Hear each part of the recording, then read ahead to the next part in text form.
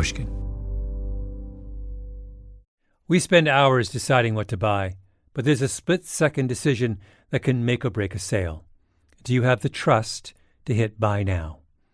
Agentic commerce is testing that moment more than ever. And that's where PayPal comes in.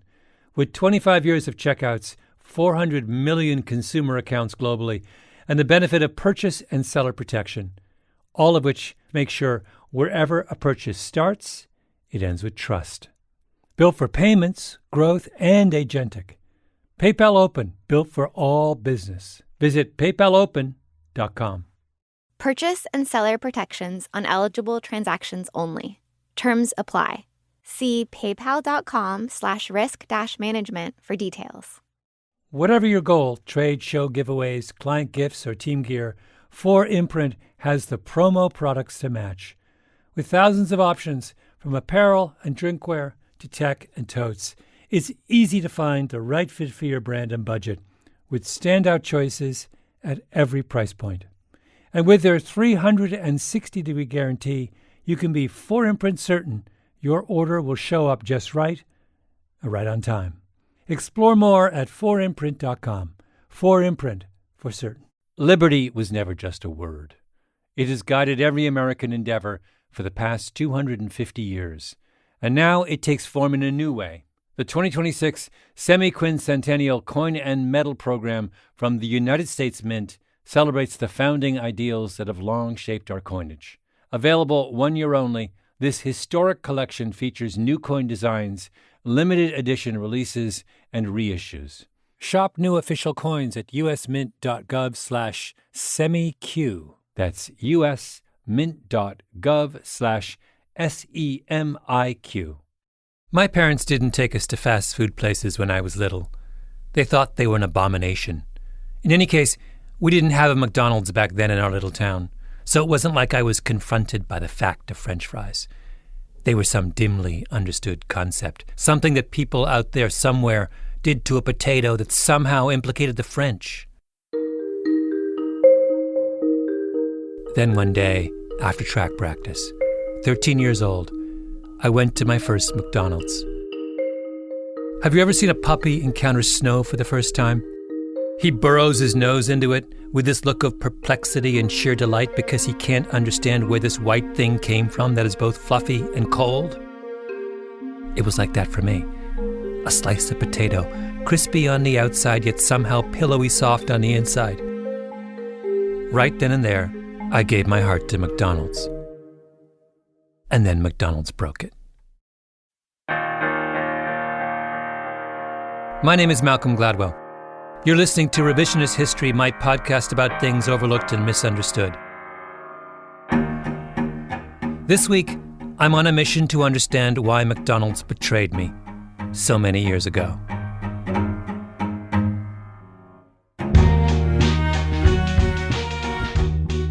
Our story begins in a nondescript office park in Foster City, California, just south of San Francisco, a place called Matson. Maybe the top food research and development house in the country, the Los Alamos of food science. I came here to walk back the cat, as they say in the intelligence business, to figure out what happened on July 23rd, 1990, the day McDonald's changed the recipe of their fries forever and turned their backs on everything I once held dear.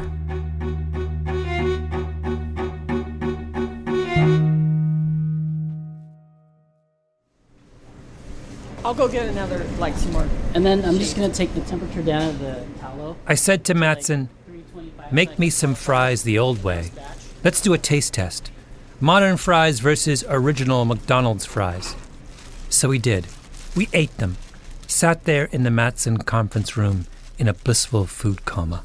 These are, I'm going back to the first one. I just had more I have to say these are excellent. Yeah. Those are king fries. Then we thought, let's call in some people too young to have ever tasted the old kind, just to make sure we weren't all dreaming, that this wasn't some middle-aged fantasy about how everything was better in the good old days. Do we have a millennial we can grab right away? Abigail, maybe Jack? Quick, before the fries get cold. What about Carol? Yeah. We had the batches of fries in identical baskets, identified only by number, 637, 128, and 75. We lined up the millennials. Start here, go down the line. I want to know which one you like the best. Millennial French fry opinions? Yeah, this is the millennial French fry eating contest. Okay. Very good. We have three, just for the record, we have three millennials here, is this correct? 23, 28, 25 years of age. The food scientists of the future. They sample all three options. They all reach the same conclusion. I like this one. You like it first? 637, yeah. Yeah, okay. Who's next? I also choose 637. I think I'm kind of torn between 128 and 637. But I think I like maybe 637 slightly better. 637. 637.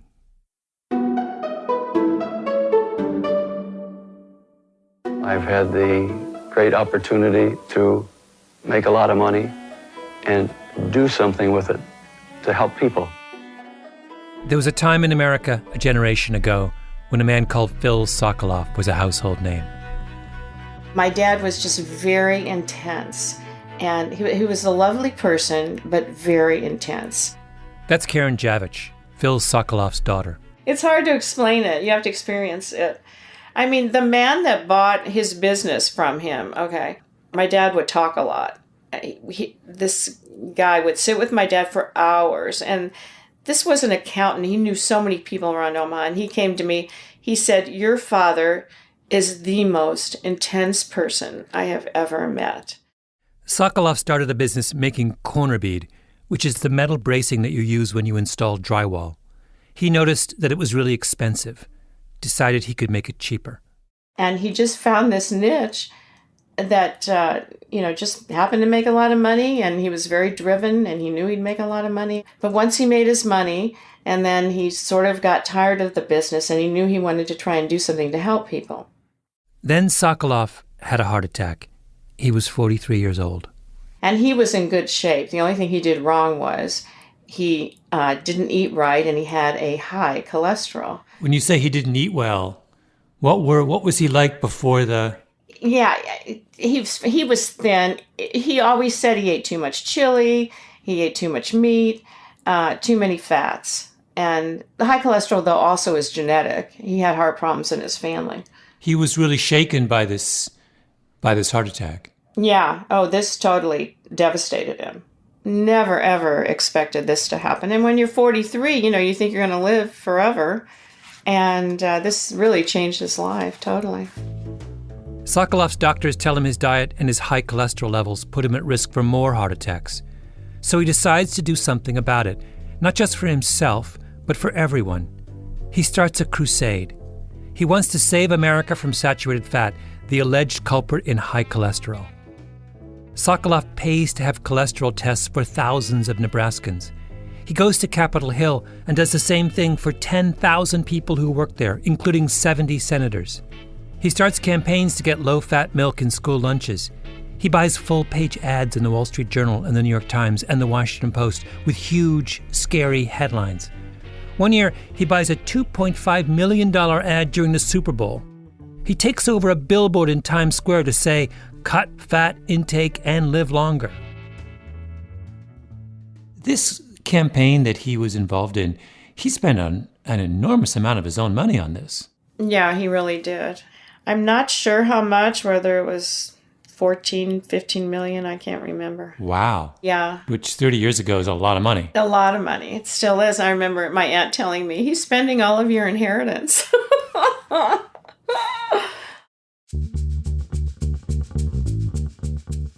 Sokoloff was on Phil Donahue, the nightly news.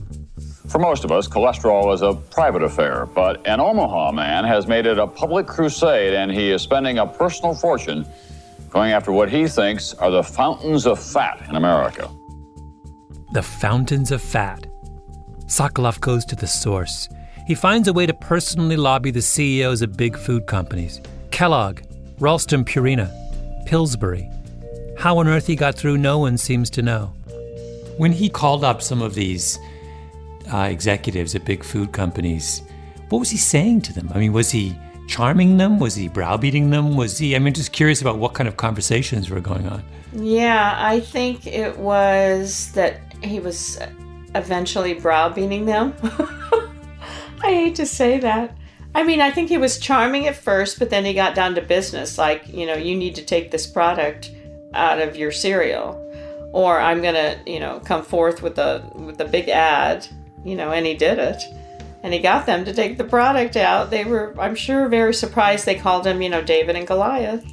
He's the little David taking on these big food companies. He loved that they said that about him. Then it happens. And maybe it was inevitable. Phil Sokoloff goes after McDonald's, the biggest prize of them all. A full-page newspaper ad that ran in many parts of the country yesterday is giving new meaning to the term Big Mac attack. They've been cooking their fries in beef tallow, animal fat. Sokoloff decides they have to stop. The ad is headlined, "The Poisoning of America," and it accuses McDonald's of selling burgers and fries that are loaded with fat. McDonald's denies the charges in the ad, which it calls reckless, misleading, and intended to scare rather than inform. Sokoloff is all over the media. The lone guy from Omaha up against the mightiest fast food company in history. It's riveting live TV. Phil Sokoloff is the man who placed the ad. He's a Nebraska businessman and the president of his group, which he calls the National Heart Savers Association. Here he is on Good Morning America. Also with us is Dick Starman, his senior vice president of McDonald's. Gentlemen, good morning to both of you. Good morning. And we're really on the same side. We just go about it differently. We're on the same side? Exactly. No, I don't want people to eat your hamburgers. They're too fat. But I want people to eat lean roast beef sandwiches. We're both concerned about diet and good, healthy food. America is watching. And mighty McDonald's and the giant killer from Omaha are going at it tooth and nail. Sokoloff shouts, "That's not true. Your fries are cooked in animal fat." The McDonald's guy gets flustered, tries to say something. Sokoloff doesn't let him finish. It's vegetable and beef shortening. They are 90 to 95% beef tallow. It's vegetable and beef that comes shortening. from your company. We do have it now. Yes, but what you're feeding the people. It's in all of our restaurants. They just took out chicken skin out of their chicken McNugget 3 weeks ago. Tell them about Egg McMuffins. Tell them about the beef tallow and your French fries. Tell them about your... And on it goes. McDonald's calls in lawyers. They send threatening letters to newspapers, warning them not to run any more of Sokoloff's ads. But that just winds up Sokoloff even more. He loves a good fight. So he runs another round of ads. And finally, McDonald's surrenders. July 23rd, 1990. They quietly announce no more beef tallow. Whether you're planning a big event, launching a new campaign, or just stocking up on team gear, finding the right promotional products makes all the difference. That's why so many brands turn to 4imprint. They offer thousands of options, from on-trend apparel and premium drinkware to tech, totes, and giveaways, so you'll find the right fit for any audience, purpose, or budget. You can customize it all: your logo, your message, your look, and many items come with no setup charge to help you save. And if you're really watching the bottom line, you'll find standout choices at every price point so you can make a real impact while staying on budget. Plus, you'll get expert help, fast turnaround times, and their 360-degree guarantee, so you can be 4imprint certain your order will arrive on time and look exactly right. Whatever your goal, 4imprint makes it easy to find your perfect promo match. Explore the possibilities today at 4imprint.com. 4imprint, for certain. Liberty was never just a word. It has guided every American endeavor for the past 250 years. And now it takes form in a new way. The 2026 Semi-Quincentennial Coin and Medal Program from the United States Mint celebrates the founding ideals that have long shaped our coinage. Available 1 year only, this historic collection features new coin designs, limited edition releases, and reissues. Shop new official coins at usmint.gov/semiq. That's usmint.gov/SEMIQ. We spend hours researching products online and deciding what to buy, but there's a split-second decision that can make or break a sale. Do you have the trust to hit the Buy Now button?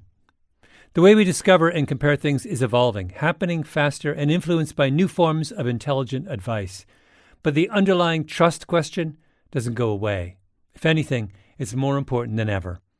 That's where PayPal comes in. For more than 25 years, they've been a trusted way to pay.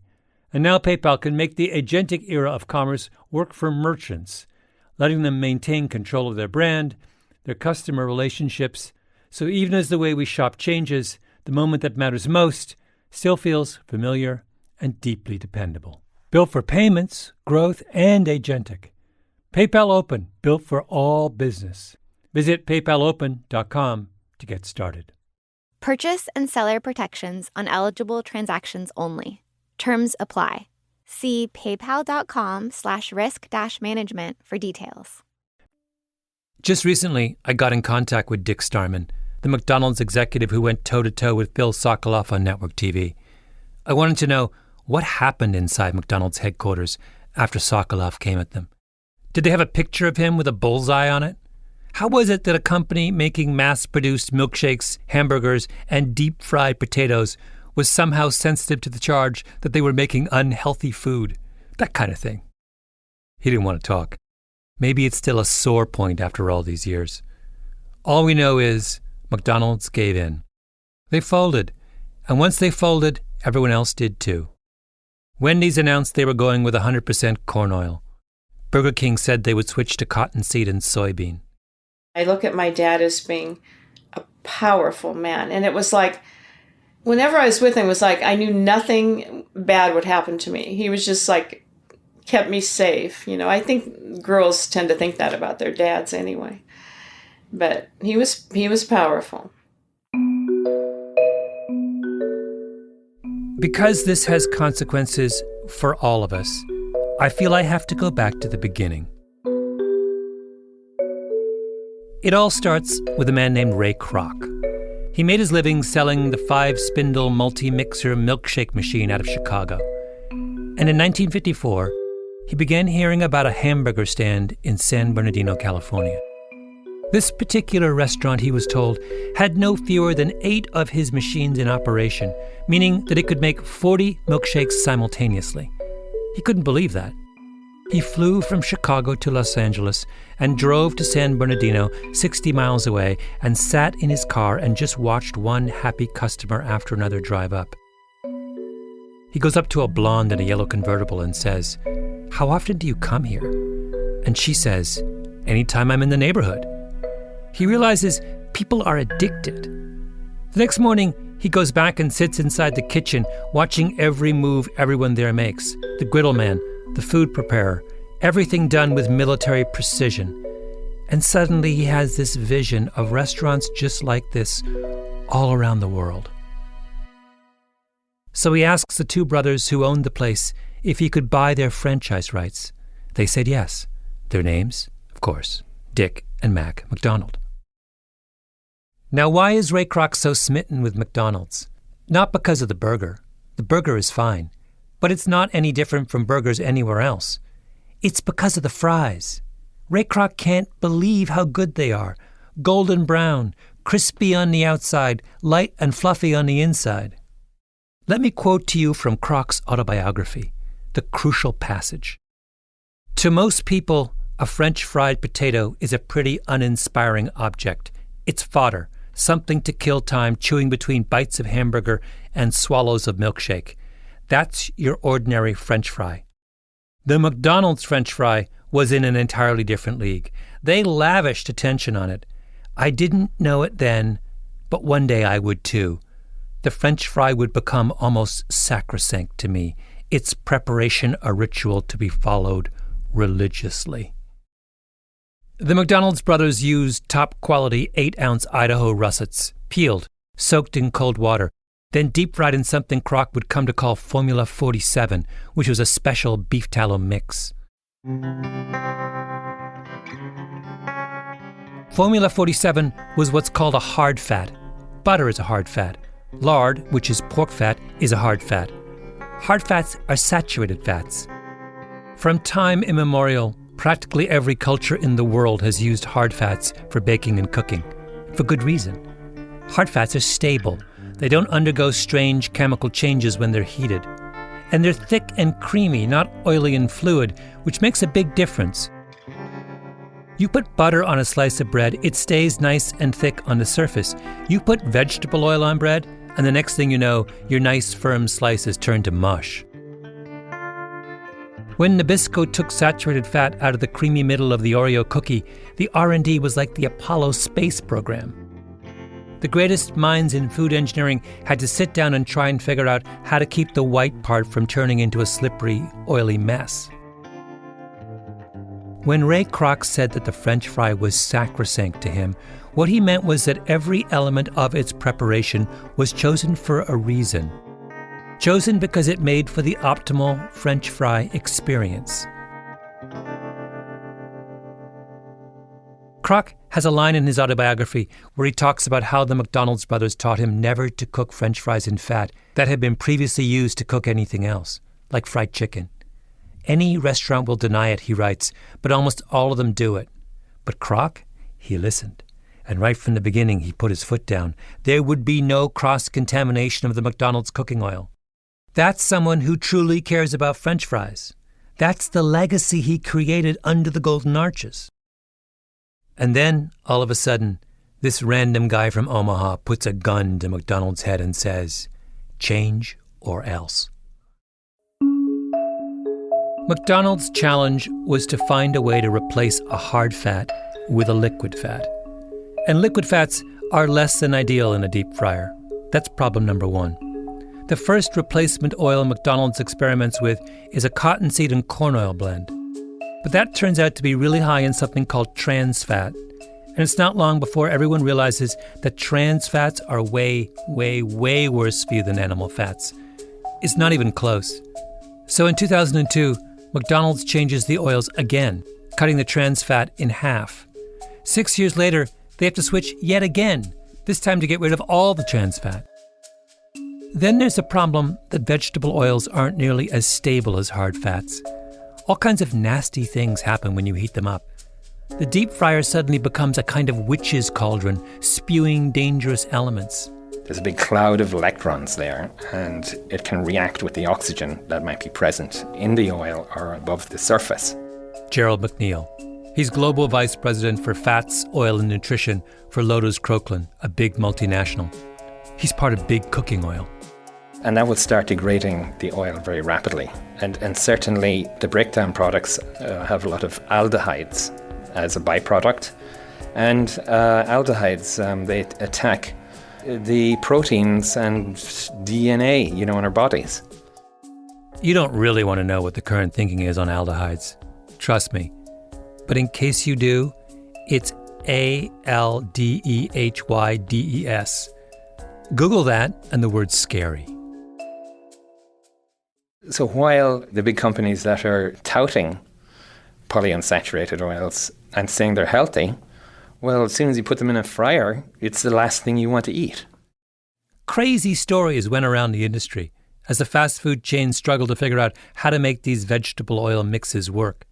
Turns out that after a lot of frying, a kind of paint would form in the fryer. And what happens is it breaks down in the fryer, and then, fumes come out, and it goes all around the restaurant, let's say in McDonald's.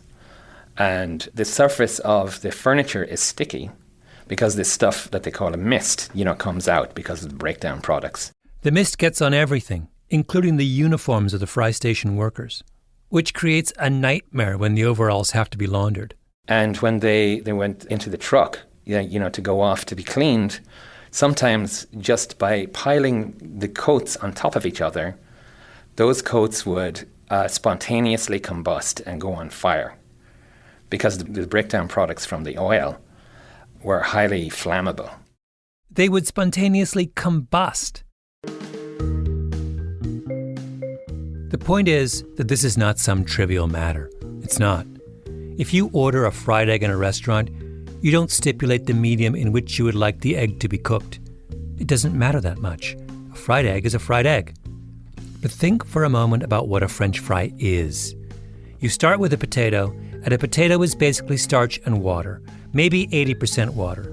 You plunge the potato into a vat of cooking oil, and the heat of the oil turns the water inside the potato into steam. That steam is the key to the fry. First, it makes the hard starch of the potato swell and soften, which is why the interior of a fry is so fluffy and light.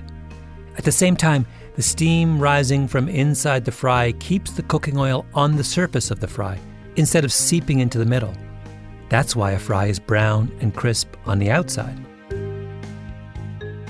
Elizabeth Rosen once wrote a great book called The Primal Cheeseburger, where she calls the French fry the, quote, near perfect enactment of the enriching of a starch food with oil or fat.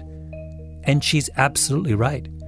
You can add fat to potatoes without deep frying. That's called mashed potatoes. But at the end of the day, mashed potatoes are just mush. They don't have that crucial contrast between the fluffy and the crispy.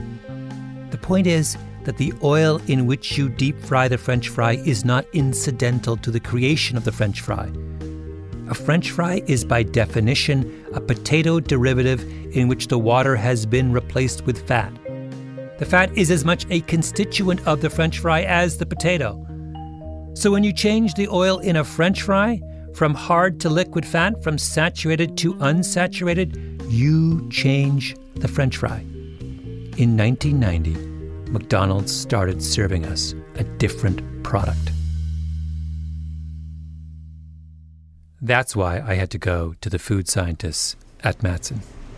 So we're here in what we call the Matson Food Lab, and we are getting ready to fry some French fries. And so we have a standard... When you walk into Matson, you think you're at an accounting firm. There's a lot of beige carpeting in a big, bland conference room. Then you go down the corridor and you see lots of people in white coats. You turn a corner and start to smell all kinds of strange things. All of a sudden, you're in a big kitchen with lots of little beakers and weapons-grade appliances. On the day I was there, they were testing some plant-based milk prototypes. They had them all out on the counter in little cups. I got to sample them. There was one in particular with a nut flavor that was kind of fantastic. Par-fried and non-par-fried. Yeah, and then beef tallow. Matson agreed to stage a taste test for me. They would get a batch of frozen fries from the same suppliers that the fast food chains use, and they would cook them in vegetable oil just how they cooked them in a McDonald's. They would also do a pre-1990 French fry, cooked in something as close as they can find to Formula 47. So I would get a chance to compare the contemporary French fry with something no McDonald's customer has tasted in a generation. So we have a standard food service 2-bay fryer. Do you know what temperature we're frying at, by the way? 360, 350. And what we've done in advance of you coming here is we've filled the bins with oil or tallow. That's Barb Stuckey, co-president of Matson. I met her years ago when Matson was running a contest to create the world's healthiest cookie. Stuckey's short, blonde hair, high energy. If she were a basketball player, they would say she's got a motor. Where did you get your tallow? And how did you choose your tallow? Very good question. We're going to taste some because we chose it because of the flavor. We wanted to kind of go back in time with you, so we tried to find the tallow that we thought had the beefiest flavor, which would be probably the closest thing to what McDonald's started with. So I sent Paulo to the local Mexican market right up the street, and we found a tallow there that has a really nice, rich, beefy flavor. Paulo is Paulo Beltran, who's going to be one of our fry chefs, along with another Matson specialist, Kathy Westphal. The fourth person in the room is Justin Shimmick, who runs the company along with Stuckey. We've gone old school with our tallow. Very old school, exactly.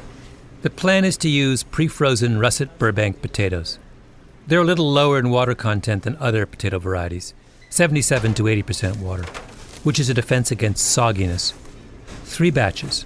1 batch fried twice in vegetable oils, just like the fries you get in McDonald's today. The second batch, a mix, fried once in vegetable oil, then a second time in beef tallow. And the third batch, old school, fried both times in beef tallow.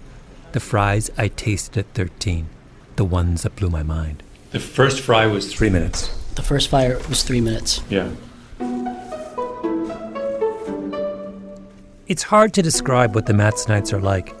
In one sense, they're foodies, although that word suggests a kind of sybaritic, slightly decadent approach to food, smacking their lips and tucking into something fantastic, and telling you about that time they had barbecue in Kazakhstan that was out of this world. That's not how the Matsonites talk about food. They're dispassionate, objective, oddly specific. When Stucky, Shimmick, and I retreated back to the conference room to wait for the French fry samples to be cooked, Stucky started talking about a restaurant she'd just eaten at. So I had a tomato soup last night that had rosemary in it, and the rosemary was so high, it tasted like a Christmas tree, the soup. And I couldn't eat it. And all I could think was, if we were in the lab at the bench top, all of my colleagues would have caught this, that the rosemary's too high. Wait, who you having dinner with? Friends. Oh, friends. Yeah. Did any of them have the tomato soup? Yes. And did they think the rosemary was too high? I don't think so. It's just like... The rosemary was so high that it tasted like a Christmas tree. Like a Christmas tree. That's so great. We weren't sitting for more than a few minutes when the door to the conference room opened. All right. Ooh, wow, look at this. Here we are. This is major excitement. The Madsen chefs had the batches in identical metal mesh baskets. Each was identified only by number: 75, 128, 637. The taste test was blinded. We had no idea which fry was which. Okay. All right, I'm going to start with the... So 637. Ooh. As a sensory professional, we're not supposed to give anything away or say anything. I have a hard time doing this. I'm sorry, that's amazing. You're a bad sensory professional. How is that not great? The baskets of fries were on the conference table in front of me. Everyone else had gathered around. These were people who make and consume some of the world's most exotic prepared foods for a living. You'd think they would be jaded, but they weren't. They were on it. And me, my head was spinning. I was in heaven. It was all I could do to keep the rigorous objectivity necessary for a valid blind taste test. What are you tasting with the first one, 637?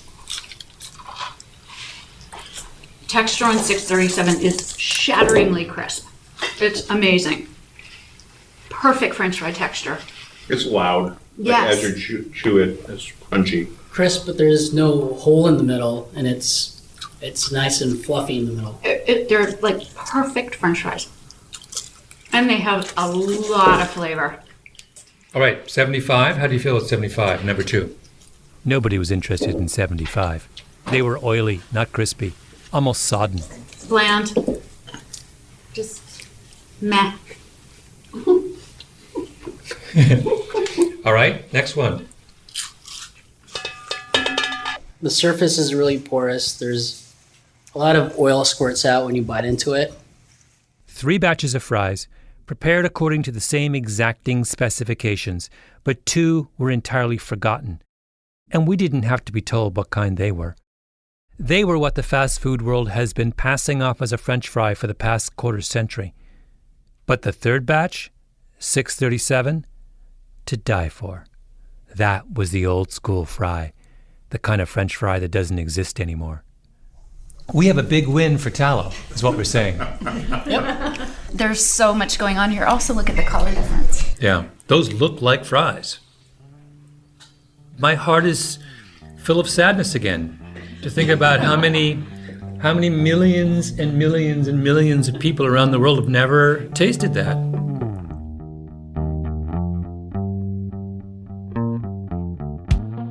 That's when we brought in the millennials as a second opinion, but also as an act of mercy, because they had no idea that this is what a French fry could be like.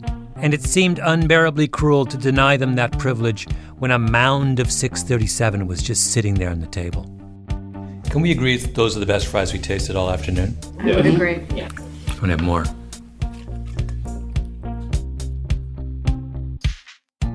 Now, do I hate Phil Sokoloff? I've thought a lot about this in the intervening years, and I've come to realize that I don't hate him for killing Formula 47. He could have bought a yacht and a big house in a gated community in Florida and played golf. And you know how I feel about golf. Instead, he took on McDonald's in an attempt to make the world a healthier, better place. My hat is off to him. It's really McDonald's that I blame. They were custodians of a French fry legacy, The fry was sacrosanct. Their own founder said so. And what did they do? They rolled over. Sold out their own heritage, as if how a French fry tastes was suddenly a secondary consideration. That's crazy. The only reason there was an argument about fries in the first place is that millions of people thought they were delicious. So what do? We made them not delicious. Wait a minute, I'm not done. It's worse than that. The original fries were sold in just one size, 2.4 ounces. You don't need any more fries than that. But nowadays, what's the large serving of fries at McDonald's? 5.9 ounces. More than twice as big as it used to be. So we've gone from the McDonald's brothers' original product, which gave us a modest amount of something sublime, to a large amount of something that tastes like cardboard. I remember going to McDonald's and having some French fries and going, oh, these don't taste as good because my dad had them changed the way they were made. But I think that's absolutely incredible that he did that. You know, he was made to do something huge. And, he did. He was amazing. Yeah. What did he say? You said that he got McDonald's to change the way they made fries, and the fries didn't taste as good. What did he say when you said that to him? Did you ever say that to him? Yeah, he just laughed. He agreed. And he laughed. I mean, he did have a good sense of humor. I'm not surprised Phil Sokoloff wasn't interested in the sensual aspects of the French fry. Of course not. He was a zealot, a man shaken by his brush with death. He nibbled on vegetables and maybe an occasional turkey sandwich. He saw his job as getting all of us to think about the nutritional consequences of what we put in our mouths. And for that, I think, we are in his debt. But McDonald's should have stood up and pointed out what is lost when we define food so narrowly. The world's a bleak place when there's no room for pleasure. You know what one of the Matson millennials said after she had tasted a tallow fry for the first time? Thank you. Thank you for the delicious fries.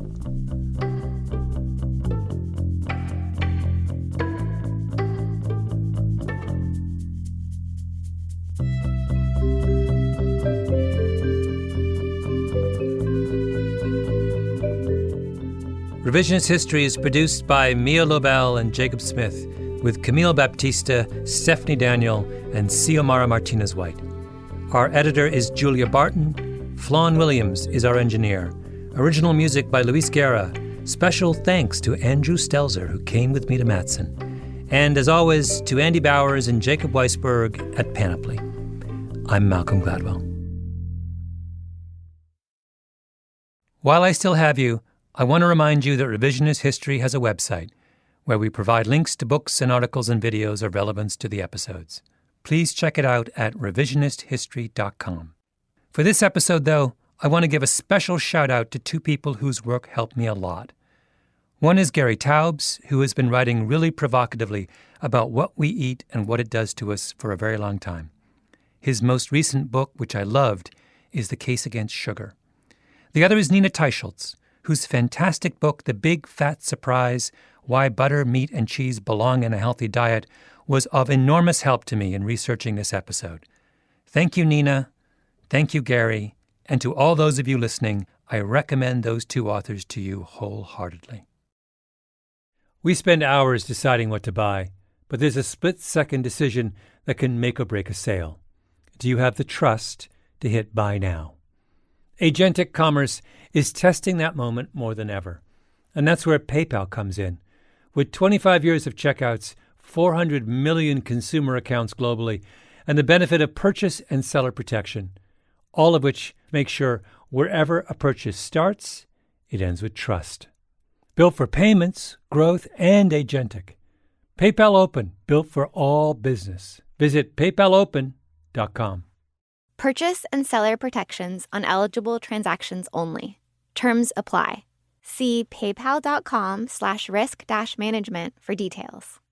Whatever your goal, trade, show giveaways, client gifts, or team gear, 4imprint has the promo products to match. With thousands of options, from apparel and drinkware to tech and totes, it's easy to find the right fit for your brand and budget with standout choices at every price point. And with their 360-degree guarantee, you can be 4imprint certain your order will show up just right on time. Explore more at 4imprint.com. 4imprint for certain. Liberty was never just a word. It has guided every American endeavor for the past 250 years. And now it takes form in a new way. The 2026 Semi-Quincentennial Coin and Medal Program from the United States Mint celebrates the founding ideals that have long shaped our coinage. Available 1 year only, this historic collection features new coin designs, limited edition releases, and reissues. Shop new official coins at usmint.gov/semiq. That's usmint.gov/SEMIQ.